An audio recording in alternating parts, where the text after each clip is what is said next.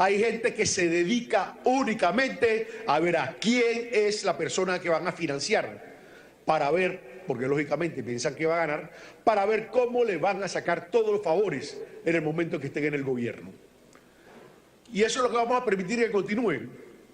Cuando salen las ideas de que a veces que nada más sea 10% de la campaña financiada por las personas, por los privados, yo me hago la pregunta, ¿tenemos organismos que puedan controlar las campañas de, por ejemplo, en Panamá, 5.000 candidatos? Ahora imagínate en México cuántos miles, decenas de miles de candidatos hay.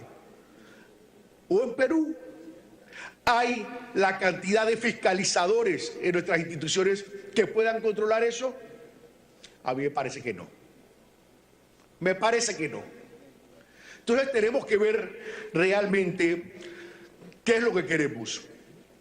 Que nuestras campañas continúen siendo un mercado persa de compra y venta del voto, o que nuestras campañas empiecen a ser un debate de ideas, en donde la población puede escoger quiénes son los mejores candidatos a los que puedan gobernar. Esto, ¿cómo se hace? ¿Contra quién tienes que luchar? Es con mucha gente. Pero yo creo que la clase política se tiene que unir para ver cómo podemos mejorar este aspecto, cómo podemos empezar a combatirlo. Y mira, y les reitero, y si no podemos lograr eliminar el 100% del financiamiento privado, por lo menos lograr romper esa estructura de grandes donadores, grandes donantes, pero romperla de verdad.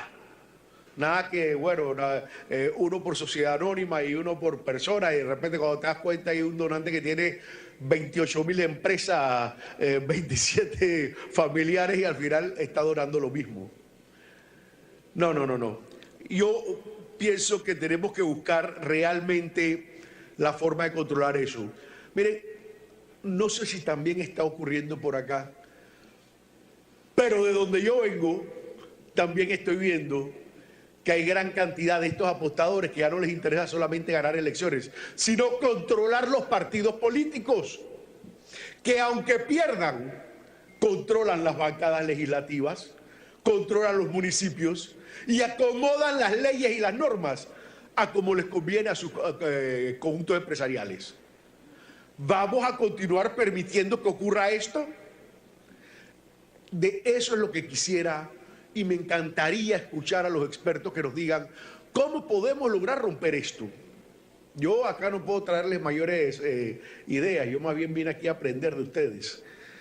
A mí lo que me preocupa es todo esto que está ocurriendo y ya tiene años de estar ocurriendo y la gente lo está permitiendo. Y después nos quejamos. Nos quejamos de los Odebrecht, por decirte algo.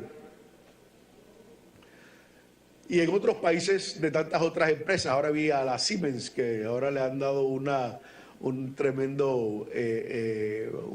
ayuda. Bueno, esos son los grandes apostadores que también están entrando, que nos están costando miles de millones de dólares y que a la hora de la hora también están entrando a manejar nuestros partidos políticos. Meditemos eso, tratemos de ver si aquí podemos llegar a algún tipo de conclusiones, de ideas, y ver cómo podemos nosotros a través del financiamiento público realmente dar lo que decías, equidad. Equidad es igual a concurso de ideas. No le tengo miedo a que tenga que competir con un candidato de pocos recursos que tenga ideas. Pienso, si voy al escrutinio público, que puedo ganarle. Y si no, bueno, para la casa, pues.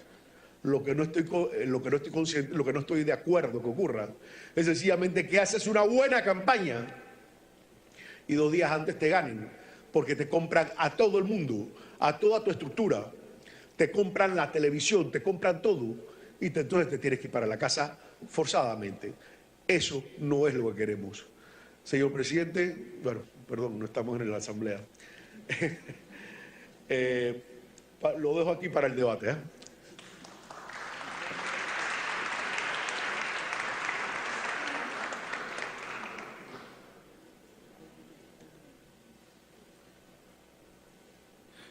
Muchas gracias a nuestro amigo Juan Carlos Arosemena, del PRD de Panamá.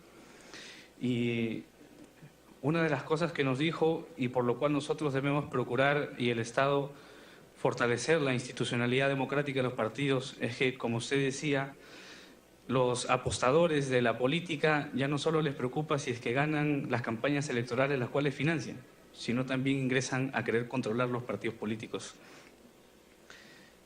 A continuación quiero dar pase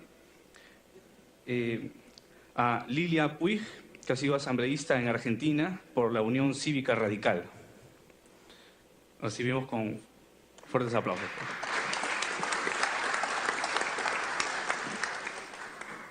Buenos días. Sí, yo también vengo a aprender. Yo quería manifestar varias cuestiones relacionadas con la situación de la Argentina, la situación de mi propio partido en relación con estas cuestiones y, en tercer lugar, el problema del financiamiento de las mujeres en la actividad política. En relación con la primera cuestión, en la Argentina estamos en un proceso de discusión otra vez del financiamiento de los partidos. Esto está ahora demorado porque este año hay campaña electoral y hay elecciones en octubre, pero se está discutiendo a nivel del Ministerio del Interior del país con los distintos partidos políticos una revisión de las normas existentes, porque si bien es un país donde el financiamiento público es preponderante y hay financiamiento privado en una cuota menor, el gran problema no es la proporción, ni si es privado o si no es público, sino que el problema principal es el control. Es decir, la dificultad de no tener un organismo externo que maneje todo el proceso electoral, como tienen en el caso de México, que sigue siendo, digamos, la luz para quienes reflexionamos y nos preocupan estas cuestiones. Hay todo un debate también en la Argentina que se empezó a manifestar cuando se discutió la reforma política el año pasado sobre si es necesario o no crear un organismo similar al que tiene México y el que también había avanzado Brasil, sino se está pensando también en jerarquizar la Cámara Nacional Electoral. La Cámara Nacional Electoral es un organismo que está dentro de la estructura del Poder Judicial de la Nación, pero tiene como competencia específica las cuestiones electorales. El problema de la Cámara Nacional Electoral es su baja capacidad. Quiero decir con esto los recursos en términos de personal que les permitan ejercer un control estricto sobre las elecciones, porque como es un país federal, hay distintos niveles de elecciones. Algunas están en el nivel de las provincias, allí se eligen los gobernadores, los senadores, los diputados y también las intendencias, con regímenes distintos en las distintas provincias.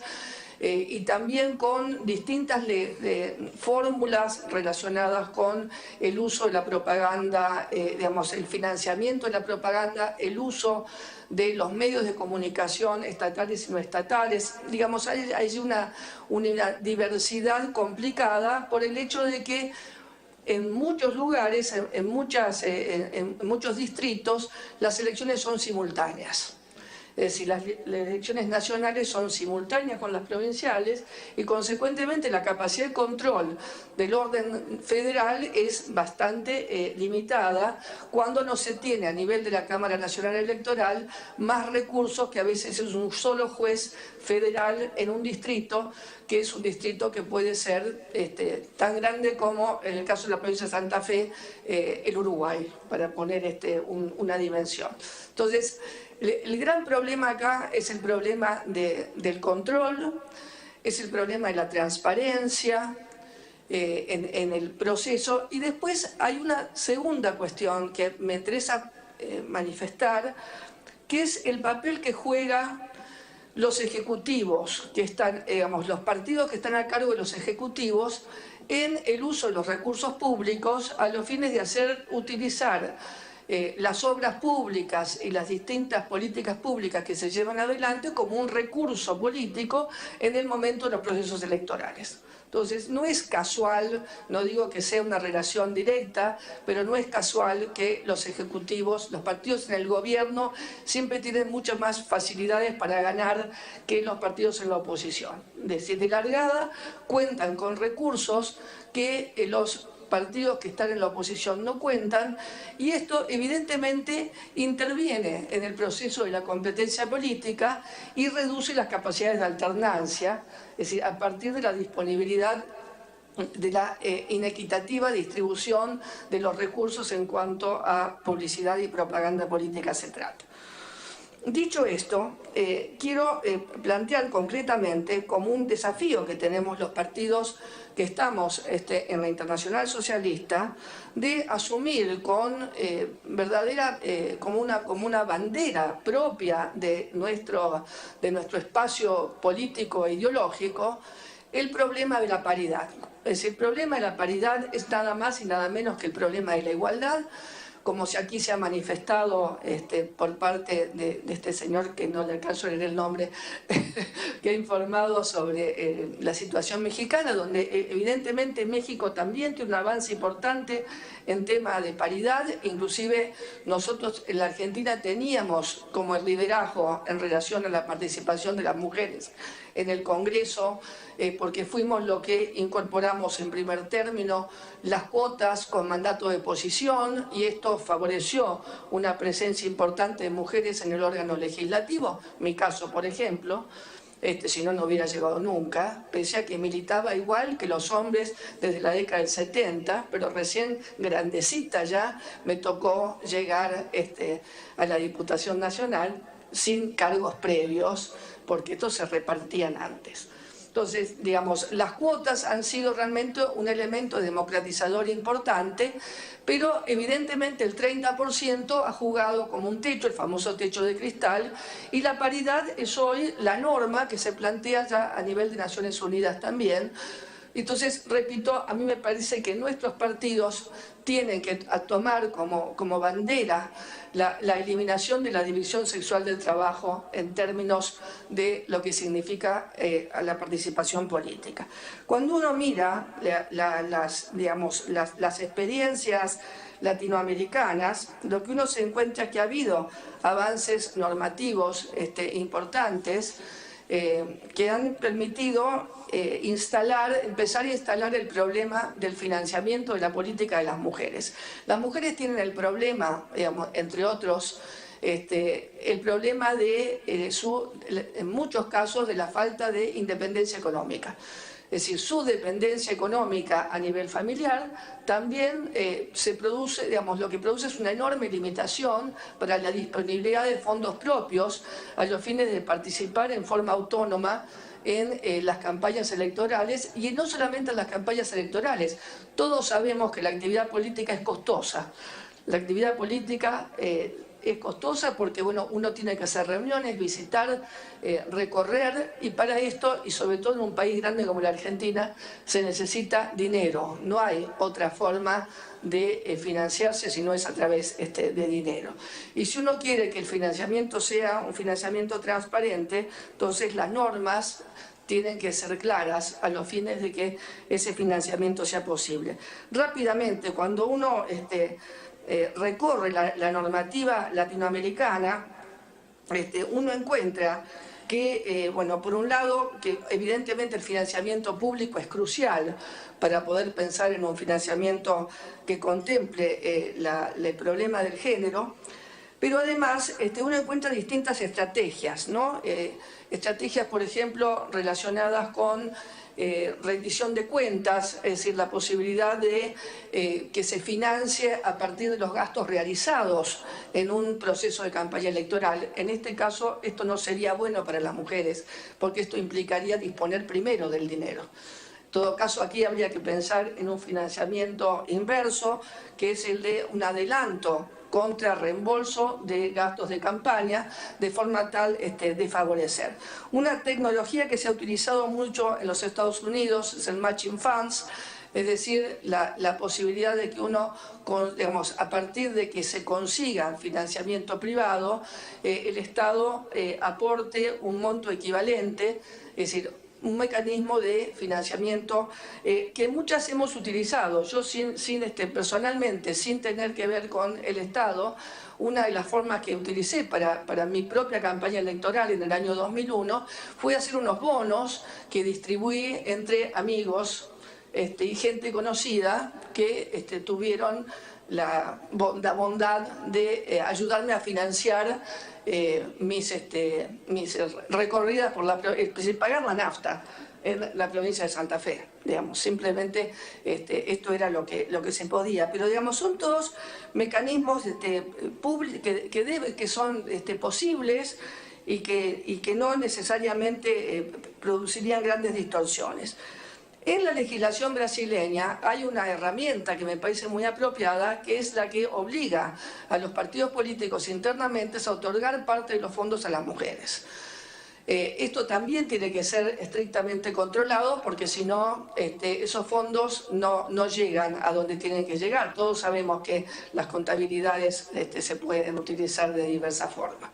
Y esto pasa también en el caso del financiamiento de partidos en la Argentina, donde la ley establece claramente que tiene que haber financiamiento para formación política y sin embargo uno ve que los partidos utilizan esos fondos con otros fines y no el de la formación política. Por eso digo, esto es muy importante que haya buenos mecanismos de control. Es fundamental que se garantice que las mujeres participen de la propaganda pública. Como las mujeres generalmente no vamos primeras, vamos segundas o vamos terceras conforme a las cuotas, debería garantizarse que por lo menos las primeras mujeres compartan con los hombres la publicidad. Es decir, las listas deben ser conocidas en principio en su totalidad, pero en caso de que no lo pudieran ser, por lo menos se debería equiparar la situación de la primera mujer con la del primer hombre a los fines de tener un tratamiento equitativo de las candidaturas y generar esas condiciones de conocimiento, de visibilidad que hoy en día son tan importantes en un ambiente político donde lo que predomina es el marketing político. Entonces las mujeres que no son exitosas o que no vienen de otros ámbitos donde han logrado una determinada presencia. Pongo mi propio ejemplo. Yo tuve la suerte de que como profesora universitaria en la ciudad de Santa Fe, en el mismo año, antes que supiera que iba a estar en una candidatura, di un curso a distancia por televisión, que se vio en toda la provincia. Ese curso a distancia por televisión para alumnos ingresantes de la universidad y que era visto por todas las familias, porque era el niño el que estaba por acceder a la universidad, a mí me vino de maravillas, porque la provincia de Santa Fe tiene 1000 kilómetros de largo y los 500 kilómetros de arriba de mi distrito, al que llegaba la televisión, es decir, yo estaba con las familias, igual que los periodistas del mediodía, ¿no? Es decir, todos los días 10 minutos durante 15 días.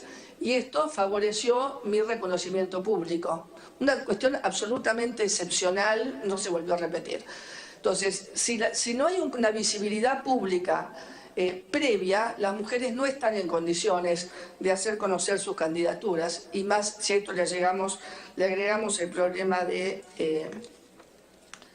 la falta de autonomía en el financiamiento. Hay iniciativas no normativas que tienen que ver con favorecer líneas de crédito. A veces se puede impulsar a partir de los bancos públicos líneas de créditos específicas que vayan dirigidas a colectivos de mujeres, pensando también en el caso de las mujeres que están en los ámbitos rurales, que son las que se encuentran en una situación de mayor perjuicio aún. Ayer cuando estábamos conversando sobre las cuestiones de redes, de paso cuento, una de las iniciativas que se está llevando de la Internacional de Mujeres en la reunión de Nueva York es casualmente la de que impulsemos el acceso a las redes por parte de las mujeres del mundo rural, a los fines de ir favoreciendo no solamente procesos de participación política, sino democratización de la información en lo que tiene, y del conocimiento en lo que tiene que ver con el manejo de su propio ambiente, de la salud de su familia, de su propia salud, de la educación, etc. Es decir, resumidas cuentas, creo que existen suficientes herramientas como para que nosotros nos demos un debate alrededor de esta cuestión y seamos quienes, estos partidos, impulsemos en América Latina en forma conjunta, en forma identitaria y tratando de avanzar hacia acercarnos a la sociedad en esto que es el nuevo desafío, que es el desafío de la paridad en América Latina. Gracias.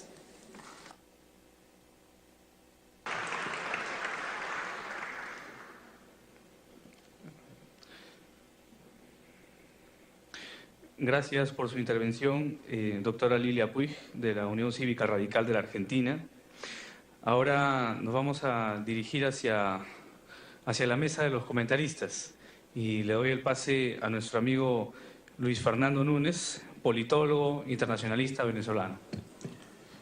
Buenos días con todos, muchas gracias. Una breve referencia a lo que dijo la doctora Puig, que no está dentro del tema de financiamiento. Sí, yo también estoy de acuerdo que a la mujer se le debe dar un trato preferencial, una manera de empoderarla dentro de la política como candidata.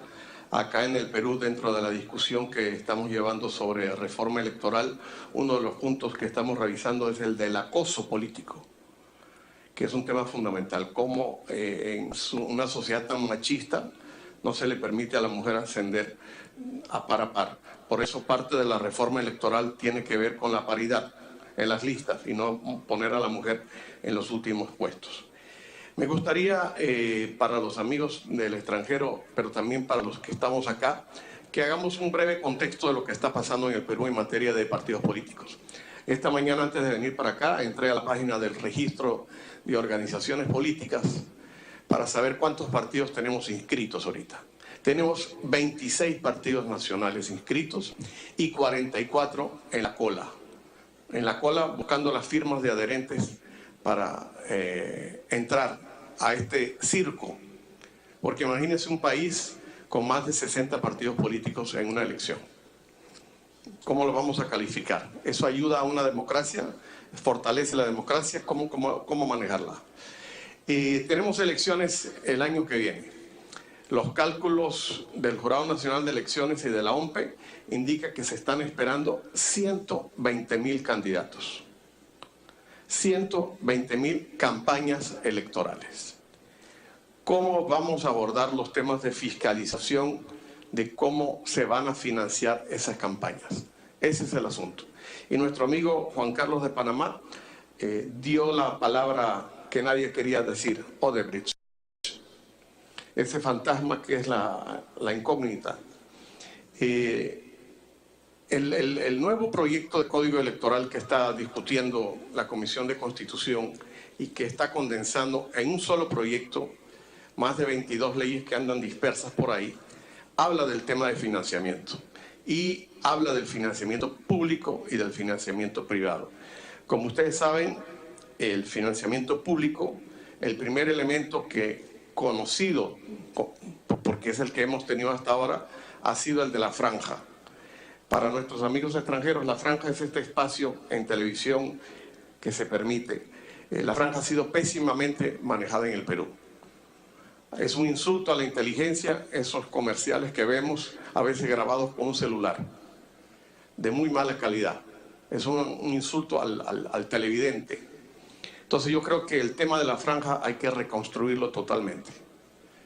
Y el otro punto tiene que ver con el financiamiento directo. A partir de ahora se está entregando a los partidos que obtuvieron votos en el Congreso el 0.1% de aportes. Eso nos permite actividades de formación, capacitación e investigación en un 70% de lo recibido y 30% para gastos ordinarios. Eso ya está funcionando. En esta materia, y como dijo la doctora Puig, América Latina mira mucho el modelo mexicano, tanto desde los errores que han cometido también como los aciertos, ¿no? Hubo un momento en México que bastaba con que tú dijeras, me declaro que estoy formando un partido, y prácticamente el IFE ya te entregaba dinero. O sea, pasaron de no dar nada a dar demasiado, y ahora empezaron a recortar. Eso hemos aprendido también. En el caso del Perú, este dinero que estamos entregando a los partidos sí tiene un esquema de fiscalización muy fuerte, a veces hasta demasiado fuerte. Están pidiendo que dinero entregado al mes siguiente tiene que ser rendido, si no, no se le entrega la siguiente remesa. Y en un país tan informal como el nuestro, donde una factura, un RUC, una declaración jurada se presta a 1000 interpretaciones, hay que mejorar ese sistema. Los militantes en el Perú no aportan a sus partidos. Sería una quimera decirles que aquí la gente va todos los meses a llevar 10 soles, 20 soles al partido. Eso no funciona. Acá el Perú no tiene deberíamos tener esa cultura de la contribución, no la tenemos. Pero lo que sí tenemos es el peligro de un narcoestado. ¿Y por qué hablo de narcoestado? Por las narcocampañas. En la zona de la selva del Perú, es de todos conocidos, que hay muchos candidatos y no sabemos de dónde sacan la plata para la campaña. Eso no es un secreto, eso se sabe. Mucha gente lo comenta. Yo soy partidario, por supuesto, entonces de bancarizar todo aporte que se reciba. No me parece, la ley es muy laxa en ese sentido. Aquí hay una frase que no me gusta que dice, salvo prueba en contrario, los aportes no declarados se presumen de fuente prohibida. Sin embargo, no hay sanción. Tenemos una presunción de un partido que acaba de verse con el caso Odebrecht, que dicen que recibió $3 millones, no los bancarizó, pero la ley no prevé ninguna sanción. Entonces, estamos hablando de pequeñas multas en algunos casos, pero no de esto. Yo soy partidario de bancarizar todos los fondos, y la doctora Puig también habló de una palabra que es clave aquí, el control sobre los dineros. Y me gusta el tema de la franja en el sentido de que habló Patricio. Yo sí creo que candidatos que se inscriban, todos deberían tener el mismo tiempo en televisión. Y no debería haber plata invertida en candidato que tiene mucho dinero para ir sobre un candidato que no tenga tanto dinero. Me parece que todos deberían tener el mismo espacio en televisión. Como ustedes saben, las campañas se manejan de la siguiente manera. 80% de los gastos son para los medios de comunicación y 20% para la propia campaña. Yo quitaría ese 80% y lo haría mucho más democrático. Y terminando ya, creo que en el caso del Perú, dado los escándalos de corrupción que hemos tenido en aportes de las campañas electorales por parte de empresas, yo sería partidario de que por un lapso de tiempo, digamos unos 5 años, se suspenda todo sistema de aporte privado. Solamente funcionar con aportes públicos. Muchas gracias.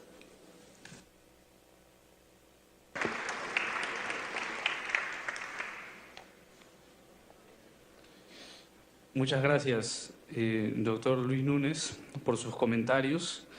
Quiero rescatar uno de los aportes que usted nos dio. Usted nos dijo que hoy, por ejemplo, en el caso del Perú, los militantes no aportan a sus partidos. Bueno, por ejemplo, el APRA sí lo hacía y de repente sería necesario volver a eso. Había una tarjetita donde los compañeros cada mes, los 12 meses del año, hacían su control en su aporte económico al partido, y es más, era uno de los deberes de toda aprista, el deber económico. A continuación, quiero dar pase a nuestro amigo, el licenciado José Murat, del Partido Revolucionario Institucional de México, el PRI, a quien recibimos con fuertes aplausos.